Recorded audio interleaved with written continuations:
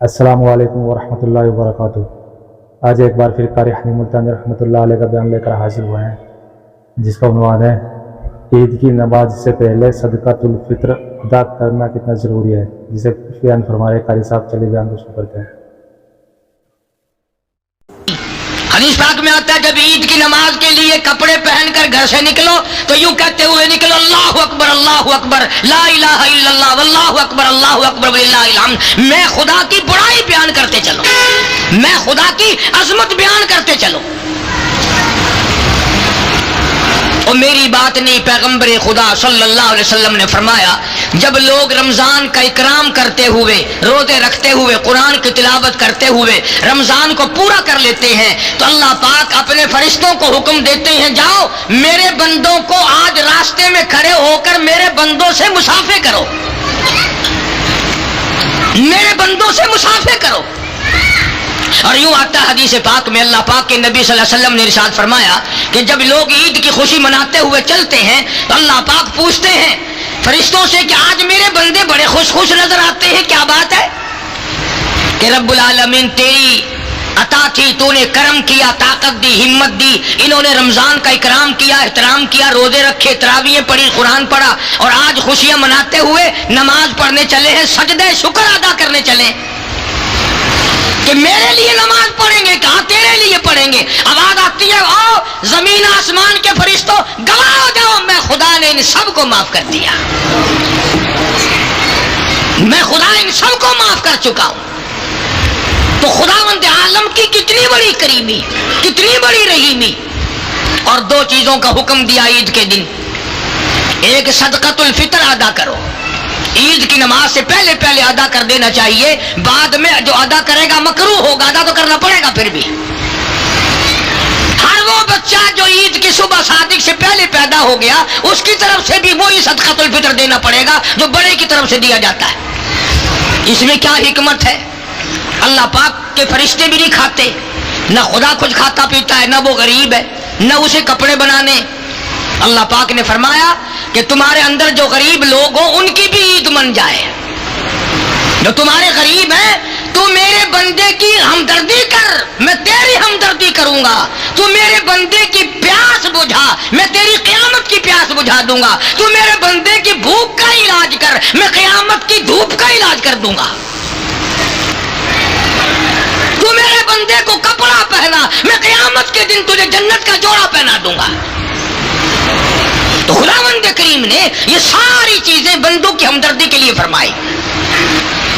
سرکار دو عالم سب کہہ دو صلی اللہ علیہ وسلم عید کی نماز کے لیے تشریف لے جانے لگے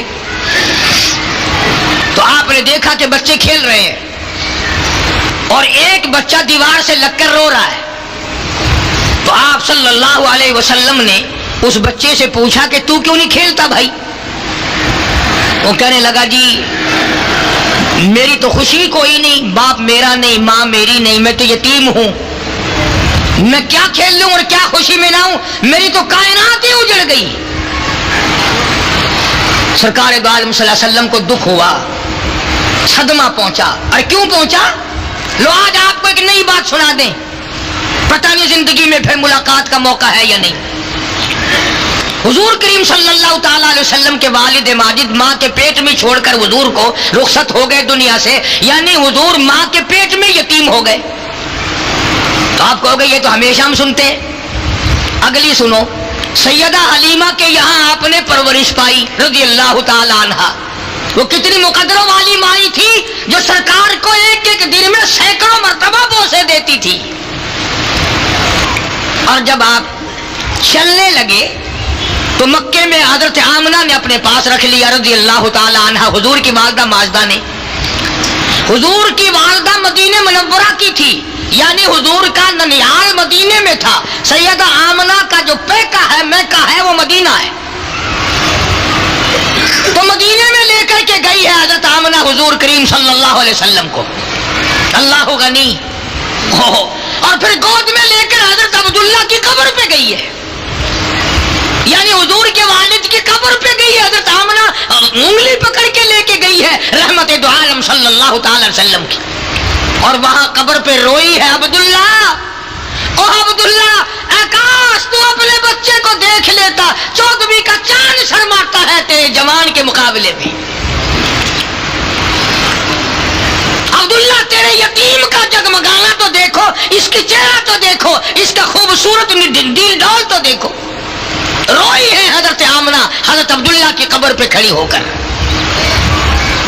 حضرت آمنہ کو یہ تو پتہ نہ تھا کہ میں تو بات کے صدمے کو رو رہی ہوں کہ میرا بیٹا یتیم ہو گیا، 1-2 دن میں ماں بھی چلی جائے گی،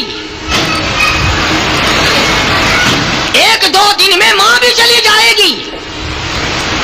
سیدہ آمنہ رضی اللہ تعالی عنہ وہی مدینے میں بیمار ہوئی، اور اتنی بیمار ہوئی، یوں لکھا علماء نے، سامنے حضور تشریف فرما ہے اور آمنہ دیکھ کے رونے لگی. بیٹا ایک یتیم اور ایک پردیس میں، ایک تو آگے یتیم اور ایک پردیس، اور میں ماں بھی تجھے چھوڑ کے جا رہی ہوں.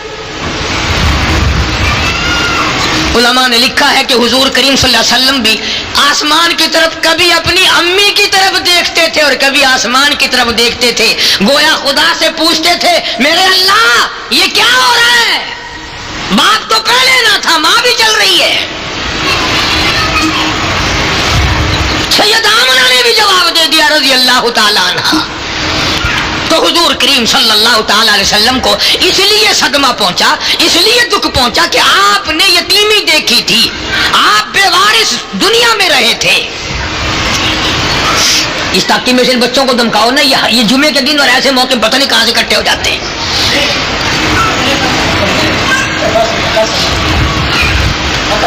تو میں عرض کر رہا تھا کہ حضور کریم صلی اللہ علیہ وسلم نے اس یتیم بچے کو دیکھا جو دیوار سے کھڑا ہو کے رو رہا تھا.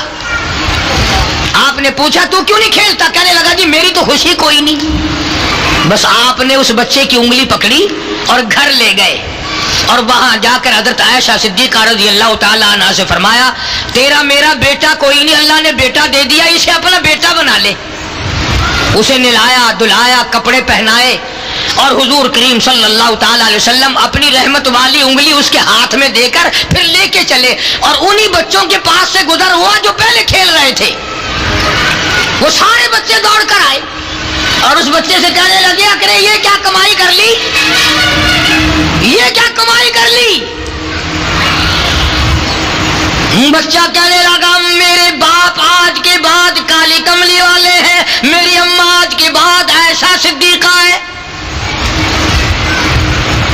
میں یتیم تھا، انہوں نے مجھے اپنا بیٹا بنا لیا، میں ان کے گھر میں گیا کھا پی کر آیا ہوں. آج میری سب سے بڑی خوشی ہے، کسی کا ابا بلال ہے، کسی کا ابا فاروق ہے، کسی کا ابا طلحہ ہے، کسی کا ابا سلمان فارسی، کسی کا ابا زبیر ہے، کسی کا ابا عبد الرحمن ابن عوف ہے، کسی کا ابا حضرت سعد بن وقاص. لوگوں آج کے بعد میرا ابا کالی کملی والا ہے.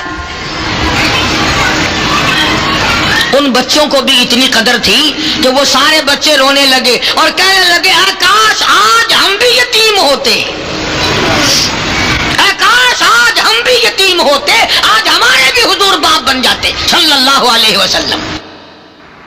اللہ تعالیٰ جل شانہ کا کروڑ احسان اور شکر ہے کہ اس کی توفیق اور عنایت سے رمضان المبارک کے ہم نے روزے رکھے، تراویاں پڑھی، قرآن پاک کی تلاوت کی، صدقہ زکوٰۃ خیرات کیا. اللہ تعالیٰ ہر عبادت کو اپنی مہربانی سے قبول فرمائے اور اس کو اجر عظیم کا ذریعہ بنائے.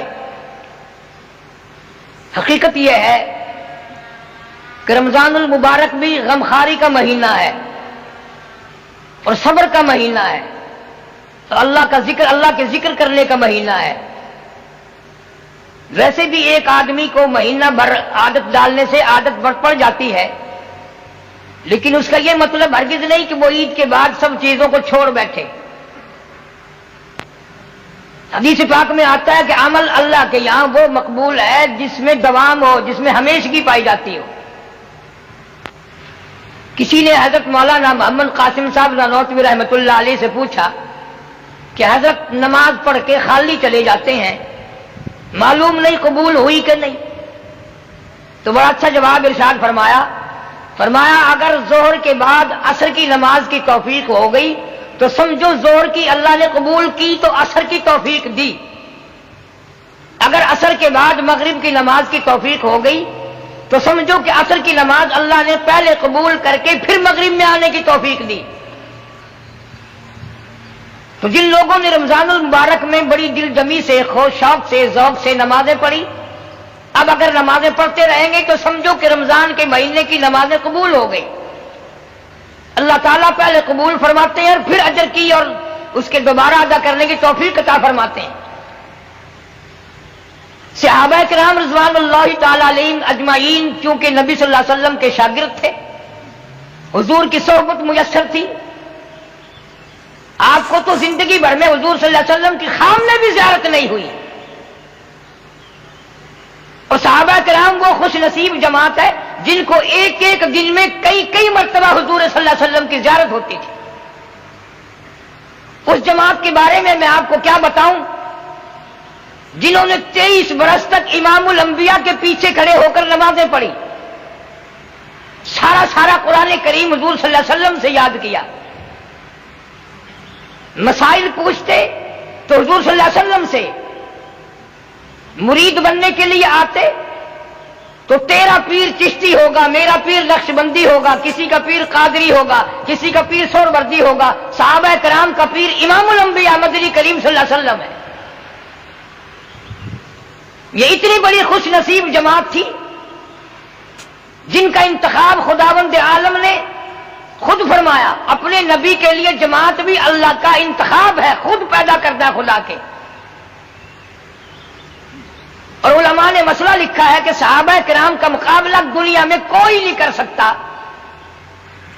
اس لیے ساری دنیا کی عبادتیں، نمازیں، حج، زکوٰۃ، تلاوت اللہ کے نبی کی صحابی کا ایک سجدے کا مقابلہ نہیں کر سکتے۔ فرق ہے ان میں ہم میں بڑا زبردست، ان کا استاد دیکھو، ان کا پیر دیکھو، ان کا امام دیکھو،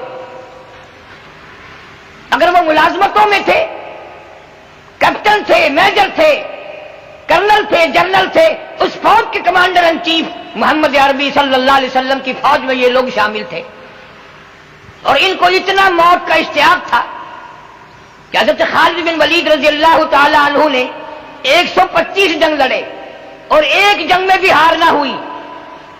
آخری وقت آیا، حضرت خالد بن ولید رو رہے تھے، کسی صحابی نے پوچھا کیا بات ہے، روئے کیوں؟ فرمایا ساری عمر جنگ کیے، جہاد کیے، اور آج بستر پہ موت آ رہی ہے۔ تو صحابی بڑا عقل مند تھا، کہنے لگا خالد یہ بتاؤ حضور صلی اللہ علیہ وسلم نے تمہیں لقب کیا دیا ہے؟ تو فرمایا میرا لقب حضور صلی اللہ علیہ وسلم نے سیف اللہ فرمایا۔ فرمایا تو اس کا یہ مطلب ہوا اگر تم شہید ہو جاؤ تو اللہ کی تلوار ٹوٹ جائے؟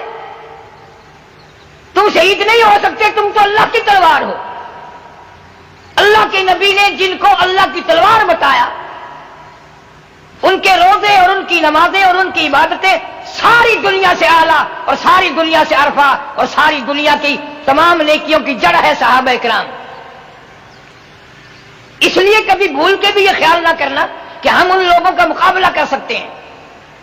یوں فرمایا مدنی کریم صلی اللہ علیہ وسلم نے، تم احد پہاڑ سونا خرچ کرو اللہ کی راہ میں، میرے صحابی کی 2 کھجوروں کا مقابلہ نہیں ہو سکتا۔ ان کا ذوق اور تھا، ان کا شوق اور تھا، ان کی تمنائیں اور تھی، ان کی حسرتیں اور تھیں، آخری دم تک ان کی حسرتیں کچھ اور ہی تھی جو ہمارے قریب سے نہیں گزرتی۔ نبی کریم صلی اللہ علیہ وسلم عید کی نماز، عید کے لیے تشریف لے جا رہے ہیں، بچوں کو کھیلتے دیکھا اور ایک بچہ علیحدہ کھڑا ہو کے رو رہا ہے۔ اس نبی صلی اللہ علیہ وسلم کی عادت تھی کمزور کے پاس آنا، محتاج کے کام آنا۔ اس بچے نے پوچھا بھی سب بچے کھیل رہے ہیں، تو کیوں رو رہا ہے؟ کہنے لگا میرے ماں باپ نہیں ہیں، ان لوگوں کے تو ماں باپ ہیں، اس لیے خوشی منا رہے ہیں، میں کیسی خوشی مناؤں؟ جناب مدنی کریم صلی اللہ تعالی علیہ وسلم نے اس بچے کو ساتھ لیا، گھر لے گئے، نہلایا دھلایا، کپڑے پہنائے، واپسی میں تشریف لائے۔ اس بچے نے حضور کریم صلی اللہ علیہ وسلم کی انگلی پکڑی ہوئی ہے۔ جہاں وہ بچے کھیل رہے تھے سارے بچے آ کر کے کہنے لگے تجھے کیسے یہ بات موقع مل گیا؟ کہنے لگا میرے ماں باپ نہیں ہیں، میں یتیم ہوں، میرے باپ حضور صلی اللہ علیہ وسلم آج سے بن گئے، میں حضور صلی اللہ علیہ وسلم کا بیٹا بن گیا۔ مدینے پاک کے اور بچے بھی رونے لگے، اے کاش ہمارے بھی ماں باپ مر جاتے، ہم بھی آج یتیم ہوتے، نبی کریم صلی اللہ علیہ وسلم کی انگلی پکڑ کے ہم بھی چلتے۔ کمزوروں کا وارث، بے سہاروں کا سہارا، جناب مدنی کریم صلی اللہ تعالی علیہ وسلم ہر ایک کے کام آئے۔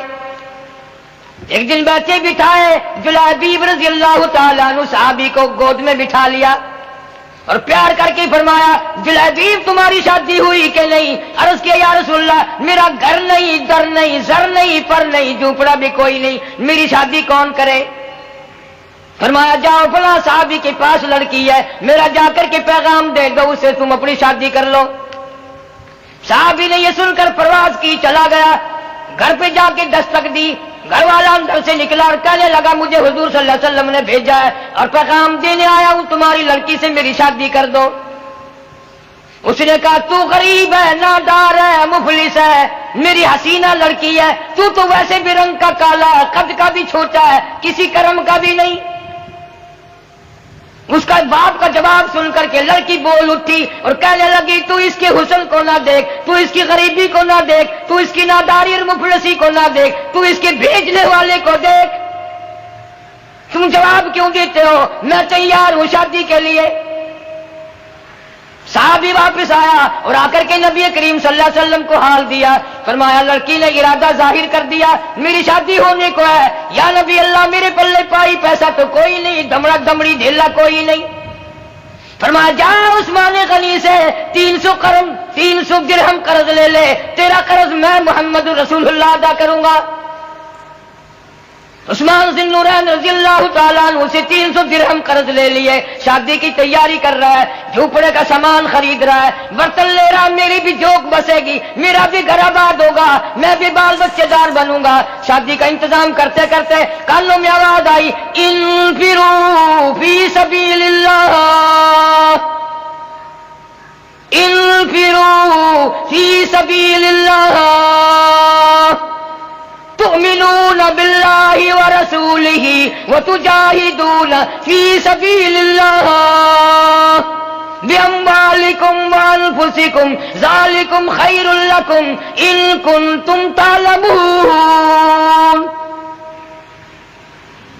صحابی نے قرآن سنا، دکانداروں کے پاس گیا، برتن واپس لے لو، زیورات واپس لے لو، کپڑا اپنا واپس لے لو، مجھے اللہ نے بلایا ہے۔ اسلام نے کفر نے اسلام کو للکارا ہے، میں کلمہ بلند کرنے کے لیے، قرآن کا جھنڈا اونچا کرنے کے لیے میں شادی نہیں کرنا چاہتا۔ یہ بھی نہ سوچا حضور صلی اللہ علیہ وسلم سے جا کے پوچھ لوں، بڑی مشکل سے شادی کا پروگرام بنا ہے، آپ ہی نے بنایا ہے، اب میرے لیے کیا حکم ہے، جہاد میں جاؤں یا میں اپنی شادی کا انتظام مکمل کر کے شادی کروں؟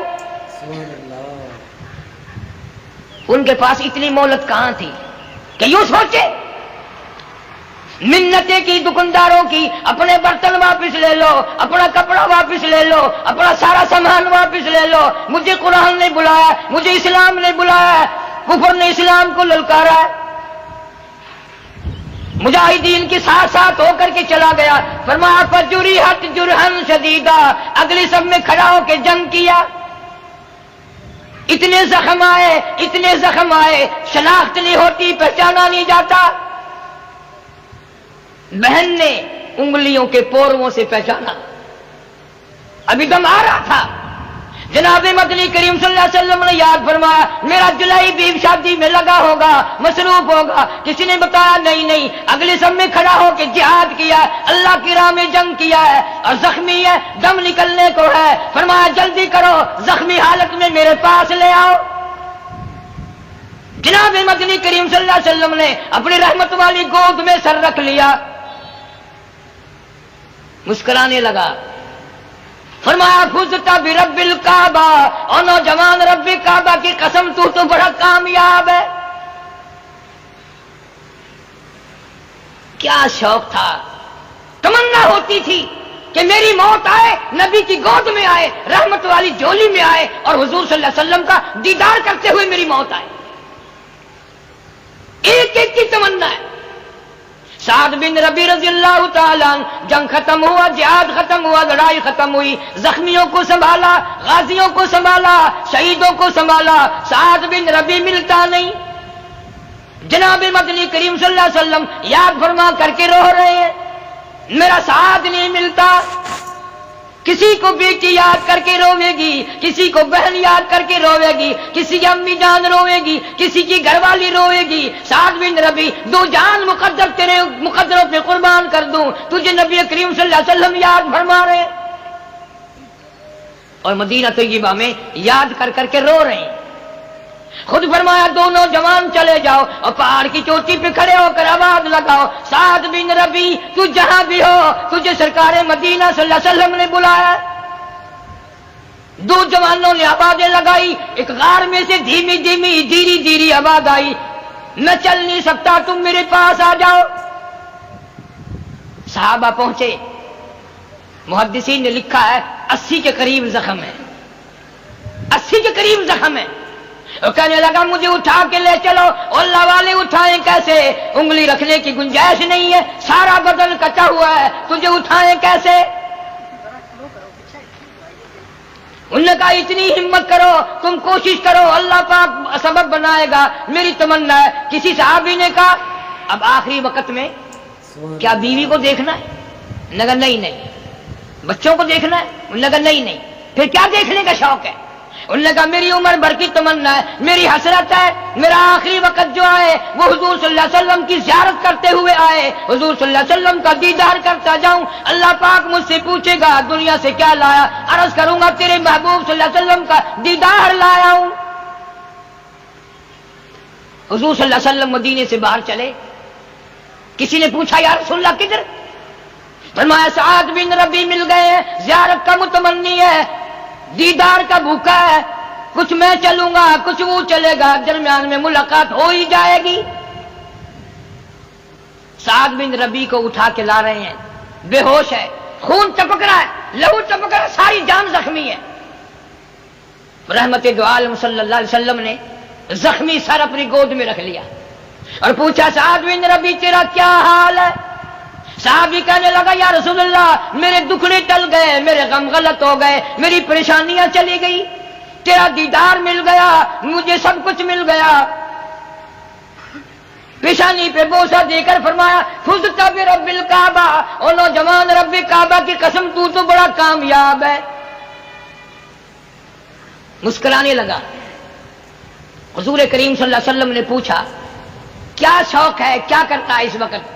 کہنے لگا میری تمنا پوری ہو گئی، تیرے چہرے پہ فدا شمس و قمر، تیرے چہرے پہ فدا شمس و قمر، تیری زلفوں پہ تصدق شام و سحر، رخساروں پہ ٹھہرے کس کی نظر، تیری پیاری ادا کا کیا کہنا۔ میں اپنے مقدر پہ ناز کرتا ہوں، کوئی بستر پہ مرے گا، کوئی اسپتال میں مرے گا، کوئی ایکسیڈنٹ میں روڈ پہ سڑک پہ مرے گا، کوئی بیوی کو دیکھتا ہوا مرے گا، کوئی بچوں کو دیکھتا ہوا مرے گا، کوئی ڈاکٹر کو دیکھتا ہوا مرے گا، کوئی نرس کو دیکھتا ہوا مرے گا۔ میں اپنے مقدر پہ ناز کرتا ہوں، تیری رحمت والی گود میں میں دم توڑ رہا ہوں۔ بخاری شریف میں روایت ہے جتنی طاقت تھی پوری سے اچھل کر پلٹ کر حضور صلی اللہ علیہ وسلم کی گود سے قدموں میں اپنا رخسار مبارک رکھ دیا، تیرے قدموں میں دم نکل جائے میں بڑا کامیاب۔ اعلان ہو گیا سعد بن ربی شہید ہو گئے، جنازہ تیار ہے۔ خدا کی قسم صدیق اکبر رضی اللہ تعالیٰ عنہ جیسے بھی کھڑے ہوئے رو رہے ہیں، اے کاش یہ موت میری ہوتی، نبی کی گود میں میرا دم ٹوٹتا، میرا آخری سانس حضور صلی اللہ علیہ وسلم کے دیدار میں جاتا۔ فاروق اعظم رو رہے ہیں، بڑے بڑے ذی-النورین رو رہے ہیں صحابی کہ کاش یہ موت میری ہوتی، حضور صلی اللہ علیہ وسلم کی رحمت والی گود میں میرا دم ٹوٹتا۔ جنازہ حضور صلی اللہ علیہ وسلم نے پڑھایا، مدینے کی گلیوں سے جنازہ گزر رہا ہے۔ اللہ تعالیٰ میری تیری موت بھی مدینے میں عطا فرمائے، بڑی کامیابی ہے۔ مدینے کی موت یوں ہی نہیں ملتی، بڑے شوق سے بڑے ذوق سے مدینے کی موت ملتی ہے۔ ایک ایک اللہ والے نے 40 سال مدینے میں گزارے اس لیے کہ موت مدینے میں آ جائے۔ امام مالک رحمت اللہ علیہ نے ساری زندگی میں ایک حج کرنے کے بعد پھر حج کے لیے بھی نہیں گیا، مدینے سے باہر موت نہ آ جائے۔ اور ادب اتنا کرتا تھے مدینے کا، ساری زندگی میں 3 میل کے ایریے میں چھوٹا پیشاب بھی نہ کیا امام مالک رحمت اللہ علیہ۔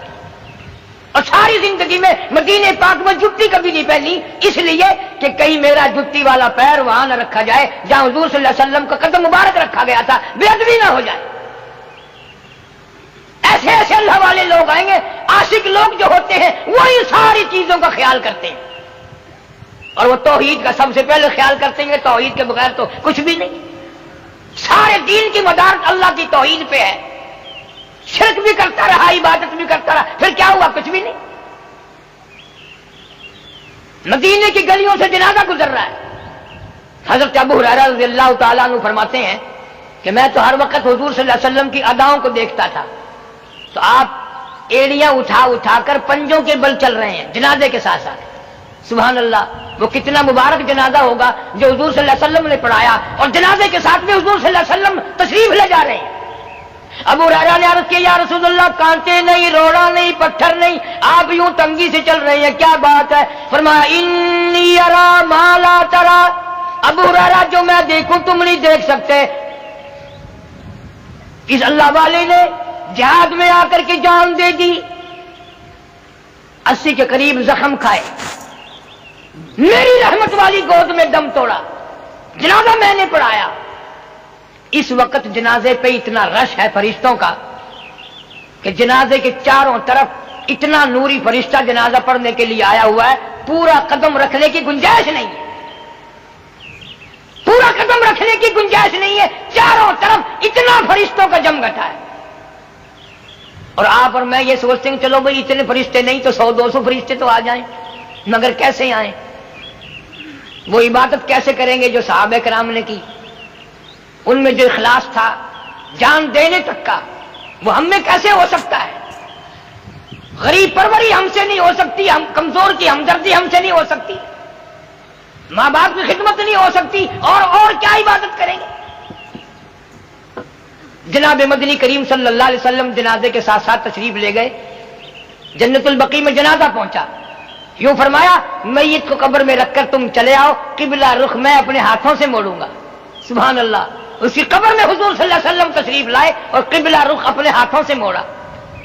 جب قبر سے باہر تشریف لائے تو مسکراتے ہوئے کسی صحابی نے پوچھ لیا یا رسول اللہ، آپ تو فرماتے ہیں قبر بڑی وحشتناک جگہ ہے، بڑی خوفناک جگہ ہے، اور آپ ہنستے ہوئے تشریف لائے۔ فرمایا میں کیا کروں، سعد بن ربی جس وقت قبر میں رکھا اور میں نے قبلہ رخ منہ موڑا تو وہ خود ہنس رہا تھا۔ یا رسول اللہ قبر میں ہنس رہا تھا؟ فرمایا ہاں، جنت کے حور و غلمان نے کھڑکی کھولی اور تمام کے تمام نے اس کو مبارکباد دی، جنت کی ہوائیں اور خوشبوئیں اور حور و غلمان کا جمگٹا دیکھ کر وہ ہنسنے لگا، میں سعد کو دیکھ کے ہنسنے لگا، وہ ان کو دیکھ کے ہنسنے لگا۔ تو دوستوں اور بزرگوں، گزشتہ عید میں کتنے بھائی ہمارے ساتھ عید کی نماز میں شامل تھے، خوشیوں میں شامل تھے، کتنی بہنیں بیٹیاں شامل تھیں، لیکن مختلف بہانوں سے بوسینیا میں، ہندوستان میں، کشمیر میں ہزاروں نہیں، لاکھوں نہیں، کروڑوں آدمی دنیا سے چلا گیا۔ آج وہ قبروں میں آہیں بھر رہے ہیں، میری تیری دعاؤں کے منتظر ہیں کہ لوگ روزہ رکھ کر ہماری بخشش مغفرت کے لیے بھی دعا کریں، اپنے لیے بھی دعا کریں۔ جناب مدنی کریم صلی اللہ تعالی علیہ وسلم نے فرمایا او لوگوں، آخرت کی تیاری کرو، موت آنے والی ہے، ٹلنے والی نہیں۔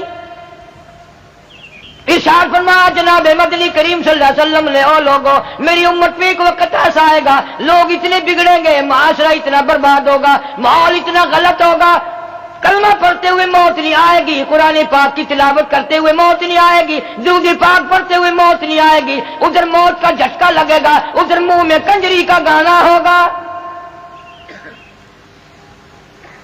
جناب مدنی کریم صلی اللہ تعالی علیہ وسلم نے فرمایا ایسا خطرناک وقت آئے گا، صبح کو آدمی اچھا بھلا مومن مسلمان ہوگا، شام کو موت آئی تو جنازہ کافر کا اٹھ رہا ہوگا۔